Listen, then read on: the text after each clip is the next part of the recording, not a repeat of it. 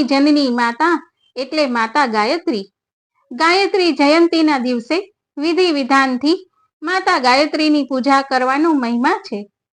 હિન્દુ શાસ્ત્રો અનુસાર ગાયત્રી માતાની ઉત્પત્તિ કેવી રીતે થઈ, તેનો મહિમા શું છે, ગાયત્રી મંત્રના 24 અક્ષરો શું અર્થ સૂચવે છે, તેમજ આ દિવસે ગાયત્રી હવન કઈ રીતે કરાય, તે સમગ્ર વિગતો આજના વિડીયોમાં આપણે જોઈશું. તેની સાથે જ ગાયત્રી ચાલીસાનો પાઠ પણ કરશું. આવા જ ધાર્મિક અર્થપૂર્ણ વિડીયો જોવા માટે સબસ્ક્રાઇબ કરો ભક્તિ કથા ચેનલને. જો વિડીયો ગમે તો લાઈક કરો, સબસ્ક્રાઇબ કરો અને શેર જરૂર કરશો. ઓમ નમઃ શિવાય. હર હર મહાદેવ. ભક્તિ કથા ચેનલમાં આપ સૌનું સ્વાગત છે. ભગવાનના સુંદર ચિત્રો સહિત પવિત્ર કથાઓ સાંભળવા માટે જરૂર સબસ્ક્રાઇબ કરો ભક્તિ કથા ચેનલ. જો આપ આ ચેનલ ઉપર નવા હો તો ચેનલને સબસ્ક્રાઇબ કરવાનું ભૂલશો નહીં. ઓમ ભૂર્ભુવઃ તત્સવિતુર્વરેણ્યમ ભર્ગો દેવસ્ય ધીમહિ ધિયો યો નઃ પ્રચોદયાત. હે સૃષ્ટિના સર્જનહાર, દુઃખ હરતા અને સુખદાતા પ્રભુ, આપનું પરમ પવિત્ર અને પાપ નાશક તેજ અમે અમારા હૃદયમાં ધારણ કરીએ છીએ. આપ અમારી બુદ્ધિને સન્માર્ગે પ્રેરિત કરો. ગાયત્રી જયંતી જેઠ માસના શુક્લ પક્ષની એકાદશીના રોજ ઉજવવામાં આવે છે. આ દિવસે વેદોના માતા દેવી ગાયત્રીની વિધિવત પૂજા કરવામાં આવે છે. માતા ગાયત્રીને પ્રસન્ન કરવાથી ભક્તોની દરેક ઈચ્છાઓ પૂરી થાય છે. હિન્દુ શાસ્ત્ર મુજબ ગાયત્રી મંત્રની ઉત્પત્તિ ભગવાન બ્રહ્માના મનમાં થઈ હતી. ગાયત્રી મંત્રના પ્રભાવથી ભગવાન બ્રહ્માએ પોતાના 4 મુખમાંથી 4 વેદ, જે ઋગ્વેદ, યજુર્વેદ, સામવેદ અને અથર્વવેદ પ્રગટ કર્યા. એક વખત બ્રહ્માજીએ યજ્ઞમાં ભાગ લીધો હતો, પરંતુ તે વખતે કોઈ કારણસર તેમના અર્ધાંગીની માતા સાવિત્રી તેમની સાથે ન હતા. કોઈ પણ ધાર્મિક કાર્યમાં પત્નીની હાજરી ફરજિયાત છે, નહીં તો કાર્ય સફળ થતું નથી. આવી સ્થિતિમાં બ્રહ્માજીની દ્વિધા દૂર કરવા માટે દેવી ગાયત્રીએ અવતાર લીધો. બ્રહ્માજીએ તેમની સાથે લગ્ન કર્યા અને ત્યારબાદ યજ્ઞ પૂર્ણ થયો. આટલા માટે જ દેવી ગાયત્રીને બ્રહ્માજીના બીજા પત્ની માનવામાં આવે છે. ગાયત્રી દેવીને 4 વેદ, શાસ્ત્ર અને શ્રુતિઓના જનની માનવામાં આવે છે. ત્રિદેવો દ્વારા દેવી ગાયત્રીની પૂજા કરવામાં આવે છે અને દરેક દેવી દેવતાઓ તેમની સામે શીશ ઝુકાવે છે. વેદોના જનની હોવાને કારણે તેમને વેદ માતા તરીકે ઓળખવામાં આવે છે. શાસ્ત્રોમાં વર્ણવવામાં આવ્યું છે કે માતા ગંગાની જેમ દેવી ગાયત્રી પણ પહેલા માત્ર દેવતાઓ સુધી સીમિત હતા, પરંતુ ત્યાર પછી ઋષિ વિશ્વામિત્રએ કઠોર તપસ્યા કરી અને જેઠ સુદ એકાદશીના દિવસે તેમના દ્વારા આ મંત્ર સૌ પ્રથમવાર જગત સમક્ષ પ્રગટ કરવામાં આવ્યો. અથર્વ વેદમાં દેવી ગાયત્રીનું વર્ણન જીવન, આયુષ્ય, કીર્તિ, શક્તિ અને સંપત્તિ પ્રદાન કરનારા દેવી તરીકે કરવામાં આવ્યું છે. દેવી ગાયત્રીને બ્રહ્મ તેજ આપનારા પણ માનવામાં આવે છે. જે વ્યક્તિ ગાયત્રી મંત્ર સિદ્ધ કરી લે તેના માટે દુનિયાનું કોઈ પણ કાર્ય મુશ્કેલ નથી રહેતું.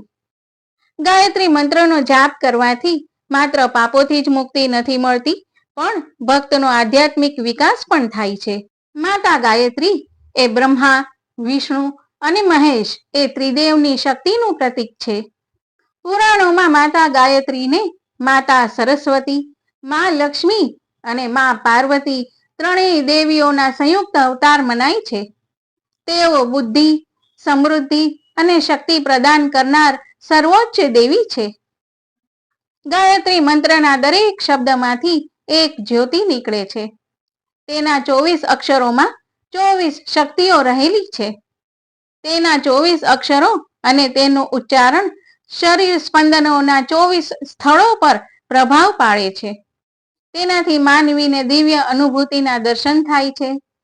વેદોના હજારો મંત્રોમાં પણ સૌથી પ્રસિદ્ધ ગાયત્રી મંત્ર છે અને એટલે જ તેને ગુરુ મંત્ર, સાવિત્રી મંત્ર મહાનતમ જપ તપ સાધના અને મનોકામના પૂર્ણ કરનારો પૂરક મંત્ર કહેવાયો છે. હિન્દુ ધર્મમાં માતા ગાયત્રીને પંચમુખી મનાય છે, જેનો અર્થ છે કે સંપૂર્ણ બ્રહ્માંડ જળ, વાયુ, પૃથ્વી, અગ્નિ અને આકાશ આ 5 તત્વોનું બનેલું છે. સંસારમાં જેટલા પણ પ્રાણ છે તેમનું શરીર પણ આ જ 5 તત્વોથી બનેલું છે. પૃથ્વી પરના દરેક જીવની અંદર માં ગાયત્રી પ્રાણ શક્તિ તરીકે વસે છે. આ જ કારણ છે કે માતા ગાયત્રીને બધી શક્તિઓનો આધાર માનવામાં આવે છે. ગાયત્રી મંત્રમાં આવતા ભૂર્ભુવઃ સ્વઃ એ 3 લોક, સ્વર્ગલોક, ધરતી અને પાતાળ લોકનો નિર્દેશ કરે છે. ગાયત્રી મંત્ર શરૂ થાય છે તત્સવિતુરથી અને પ્રચોદયાત પાસે વિરામ પામે છે. આમ તે 9 શબ્દો અને 24 અક્ષરોનો બનેલો મહામંત્ર છે. ભગવાન શ્રી કૃષ્ણએ પણ ગીતાજીમાં ગાયત્રી છંદસામહમ, છંદોમાં હું ગાયત્રી છું એમ કહીને ગાયત્રી મંત્રની મહત્તા પ્રસ્થાપિત કરી છે. ગાયત્રી મંત્રના 24 અક્ષરો પૈકી દરેક અક્ષર એક વિશિષ્ટ ઋષિ અને દેવી શક્તિ સાથે જોડાયેલો છે, જે મંત્રના જાપ કરવાથી જાગૃત થાય છે. જ્યારે ગાયત્રી મંત્રનું સ્પષ્ટ ઉચ્ચારણ કરવામાં આવે ત્યારે જીભ, તાળવું અને ગળાના તંતુઓ એક ખાસ પ્રકારનું કંપન અનુભવે છે, જે શરીરની 24 ગ્રંથિઓને સક્રિય કરે છે. તેનાથી યાદ શક્તિ, એકાગ્રતા અને રોગ પ્રતિકારક શક્તિમાં અદ્ભુત વધારો થાય છે. તેમજ આ 24 અક્ષરો મનુષ્યના જીવનમાં 24 ઉમદા ગુણોનું નિર્માણ કરે છે અને આ ગુણો છે સફળતા, વીરતા, રક્ષણ, કલ્યાણ, જોડાણ, સ્નેહ, સમૃદ્ધિ, પ્રકાશ, સુરક્ષા, જ્ઞાન, ઇન્દ્રિય સંયમ, શ્રદ્ધા, એકાગ્રતા, જીવન શક્તિ, શિસ્ત, મહેનત, કીર્તિ, દૂરદર્શિતા, સાવધાની, સર્જનશીલતા, વિવેક બુદ્ધિ, પરોપકાર, ધૈર્ય અને સમર્પણ. ગાયત્રી મંત્રના 24 અક્ષરો ભગવાન વિષ્ણુના 24 અવતારોની શક્તિઓ સાથે સીધો સંબંધ ધરાવે છે. ગાયત્રી મંત્રનો પૂર્ણ લાભ મેળવવા માટે શાસ્ત્રોક્ત અને વૈજ્ઞાનિક રીત અપનાવવી જરૂરી છે. મંત્ર જાપ 3 સંધ્યા કાળમાં કરી શકાય. સવારની સંધ્યા સૂર્યોદય પહેલાથી શરૂ કરી સૂર્યોદય થયા પછી પૂરી કરાય. બપોરની સંધ્યા બપોરે 12 વાગ્યા આસપાસ કરી શકાય અને સાંજની સંધ્યા સૂર્યાસ્ત પહેલા શરૂ કરી સૂર્યાસ્ત પછી પૂરી કરી શકાય. સવારે મંત્ર જાપ પૂર્વાભિમુખ અને સાંજે મંત્ર જાપ પશ્ચિમાભિમુખ શ્રેષ્ઠ ગણાય છે. જાપ કરવા માટે સુતરાઉ કે ઊનનું આસન પાથરી તેના ઉપર બેસવું અને તુલસી કે રુદ્રાક્ષની 108 મણકાની માળાનો ઉપયોગ કરવો. વિદ્યાર્થીઓ રોજ સવારે પૂર્વ દિશા તરફ મુખ રાખીને 3, 11 કે 24 વાર સ્પષ્ટ અવાજે ગાયત્રી મંત્ર બોલે તો દિવસભર મગજ શાંત અને તેજસ્વી રહે છે. ગાયત્રી જયંતી ઉપર ઘરમાં સરળ હવન કરી શકાય છે, જેમાં જરૂરી સામગ્રીમાં નાનો હવન કુંડ, ગાયનું ઘી, કપૂર, સમિધા અથવા ગાયના છાણા, હવન સામગ્રી અને સાકર કે ગોળ એકઠું કરવું. સવારે સ્નાનાદિ પૂર્ણ થયા પછી સ્વચ્છ વસ્ત્રો પહેરી પૂર્વ દિશા તરફ મુખ રાખીને બેસવું. હવન કુંડમાં છાણા, લાકડા, કપૂર મૂકી અગ્નિ પ્રગટાવવો.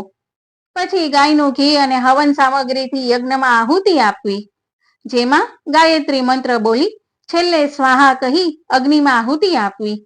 આ રીતે 12, 24 કે 108 આહુતિ આપી શકાય. અંતમાં આરતી કરી પરિવારના કલ્યાણ અને સદબુદ્ધિની પ્રાર્થના કરાય. આ સાથે જ ગાયત્રી ચાલીસાનો પણ પાઠ કરી શકાય. ચાલો હવે આપણે કરીએ ગાયત્રી ચાલીસાનો પાઠ. હ્રીમ શ્રીમ ક્લીમ મેઘા પ્રભા જીવન જ્યોતિ પ્રચંડ શાંતિ ક્રાંતિ જાગૃતિ પ્રગતિ રચના શક્તિ અખંડ જગત જનની મંગલ કરની ગાયત્રી સુખધામ પ્રણવો સાવિત્રી સ્વધા સ્વાહા પૂર્ણ કામ. भूर्भुवः स्व ओम नित जननी गायत्री नित कलिमल दहनी अक्षर 24 परम पुनीता इनमें बसे शास्त्र श्रुति गीता शाश्वत सतो गुणी सत रूपा सत्य सनातन सुधा अनुपा हंसारूढ़ सितंबर धारी स्वर्ण कांति सुचि गगन बिहारी पुस्तक पुष्पक मंडल माला शुभ्र वर्ण तनु नयन विशाला ध्यान धरत पुलकित हित होई सुख उपजत दुख दुर्मति खोई काम धेन तुम सुर तरु छाया निराकार की अद्भुत माया तुम्हारी शरण गहे जो कोई तरे सकल संकट सो सोई सरस्वती लक्ष्मी तुम काली दीपे तुम्हारी ज्योति निराली तुम्हारी महिमा पार न पावे जो शारद शतमुख गुण गावे चार वेद की मात पुनीता तुम ब्रह्माणी गौरी सीता महामंत्र जितने जग माई को गायत्री समनाही सुमिरत हिय में ज्ञान प्रकाशे आलस पाप अविद्या नासे सृष्टि बीज जग जननी भवानी काल रात्रि वर्ता कल्याणी ब्रह्मा विष्णु रुद्र सुर जेते तुम सो पावे सुरता तेते तुम भक्तन की भक्त तुम्हारे जननी ही पुत्र प्राण ते प्यारे महिमा अपरंपार तुम्हारी जय जय जय त्रिपदा भयहारी पूरित सकल ज्ञान विज्ञाना तुम सम अधिकन जग में आना तुम ही जानी कछु रहे न शेषा तुम ही पाए कछु रहे न क्लेशा जानत तुम ही है जाई पारस परसिक धातु सुहाई तुम्हारी शक्ति दीपे सब ठाई माता तुम सब ठोर समाई ग्रह नक्षत्र ब्रह्मांड घनेरे सब गतिवान तुम्हारे प्रेरे सकल सृष्टि की प्राण विधाता पालक पोषक नाशक त्राता मातेश्वरी दया व्रत धारी तुम सन करे पातक भारी जा पर कृपा तुम्हारी होई ता पर कृपा करे सब कोई मंद बुद्धि ते बुद्धि बल पावे रोगी रोग रहित हो जावे दारिद्र मिटे कटे सब पीरा नासे दुख हरे भव पीरा ग्रह कलेश चित चिंता भारी नासे गायत्री भयहारी संतति हिनसु संतति पावे सुख संपत्ति युद्ध मोद मनावे भूत पिशाच सबे भय खावे यम के दूत निकट नहीं आवे जो सदवा सुमिरे चित लाई अक्षत सुहाग सदा सुखदाई घरवर सुख प्रद लहे कुमारी विधवा रहे सत्यव्रत धारी जयति जयति जगदम्ब भवानी तुम सम और दयालु न दानी जो सदगुरु सो दीक्षा पावे सो साधन को सफल बनावे सुमिरन करे सुरुचि बड़ भागी लहे मनोरथ गृह विरागी अष्ट सिद्धि नव निधि की दाता सब समर्थ गायत्री माता ऋषि मुनि यति तपस्वी जोगी